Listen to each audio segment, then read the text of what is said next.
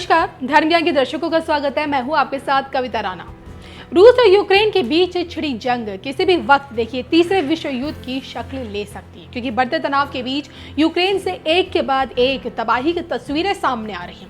दशकों से इन दो देशों के बीच चला आ रहा तनाव इस कदर विध्वंसक रूप लेगा, शायद किसी ने इसकी कल्पना की होगी। और फिलहाल तो देखिए रूसी सेना यूक्रेन को पूरी तरह से निगलने को तैयार बैठी है।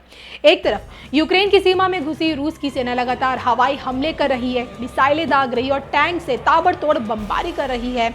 दूसरी तरफ यूक्रेन के पाले में खड़े अमेरिका, ब्रिटेन, जर्मनी समेत कई देशों ने रूस पे सैंक्शंस लगा दिए हैं और यहां तक कि संयुक्त राष्ट्र में रूस के खिलाफ निंदा प्रस्ताव पास किया जा रहा है। लेकिन रूसी राष्ट्रपति व्लादिमीर पुतिन हैं जो अब रुकने को तैयार नहीं है।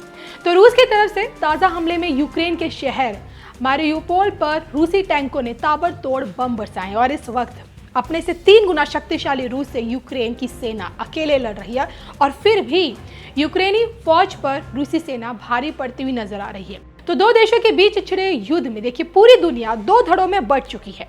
एक तरफ अमेरिका समेत यूरोपीय देश हैं जो रूस की इस कार्रवाई के खिलाफ है, तो वहीं भारत समेत 35 देश रूस के खिलाफ किसी भी तरह की वोटिंग नहीं कर रहे हैं। जी हाँ, हालांकि कुछ देश ऐसे भी हैं जो खुलकर रूस का समर्थन कर रहे हैं या फिर यूं कहें कि खुलकर उसका साथ दे रहे हैं। और इस वक्त हालात कितने गंभीर हैं इसका अंदाजा आप इसी से लगाइए कि अब वक्त रहते अगर रूसी राष्ट्रपति पुतिन को नहीं रोका गया तो यूक्रेन की तबाही के साथ साथ रूस समेत अन्य देशों पर भी इसका असर जरूर पड़ेगा।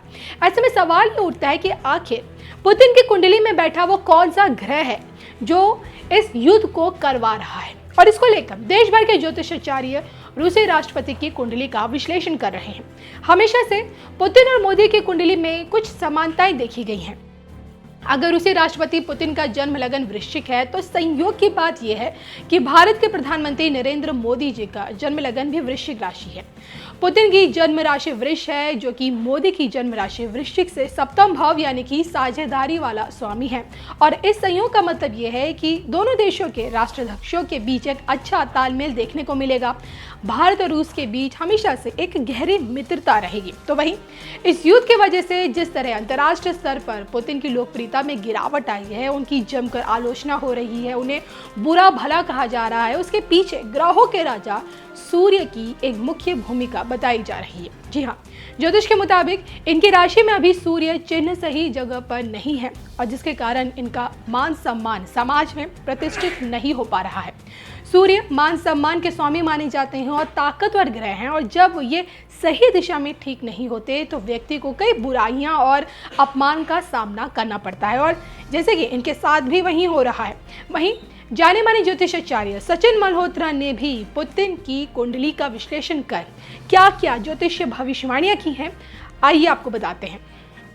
रूसी राष्ट्रपति पुतिन की कुंडली में तीसरे घर में चंद्रमा और मंगल पर भाग्य भाव से शुक्र और सूर्य के युति के शुभ योग ने उनको एक कलाकार से देश के राष्ट्रपति के पद पर बेहद कम आयु में पहुंचा दिया।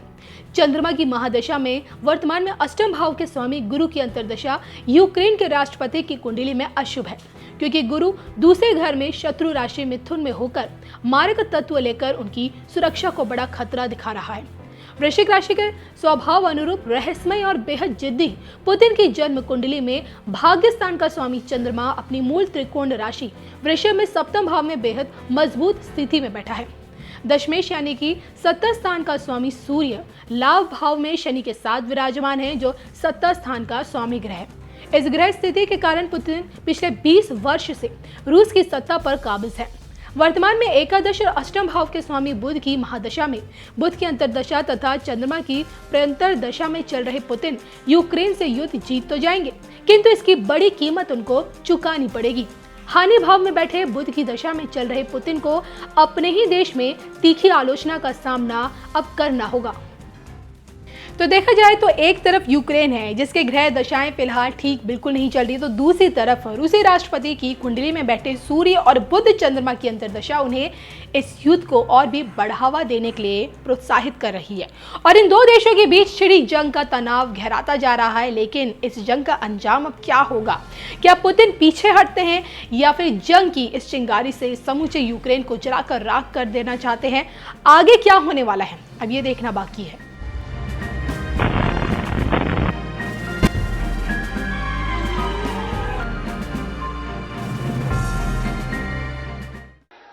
भाई और बहनों, इस समय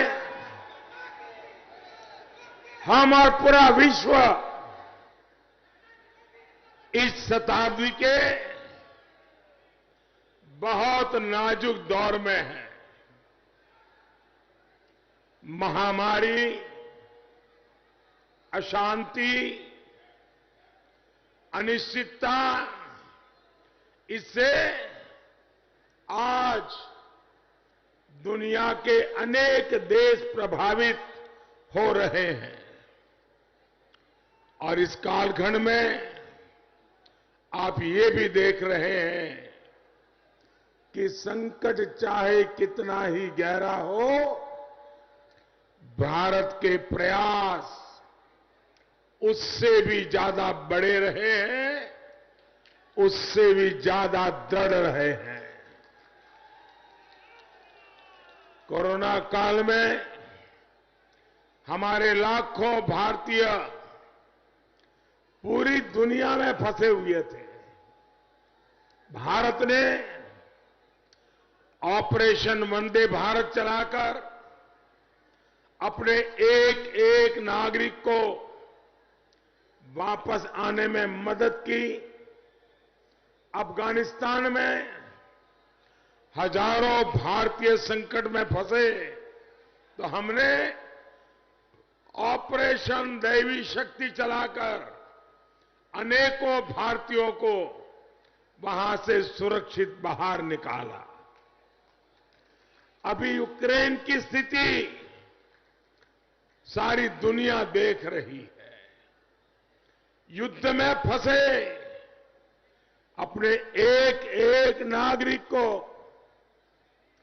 हमारे विद्यार्थियों को वापस लाने के लिए भारत दिन रात जुटा हुआ है।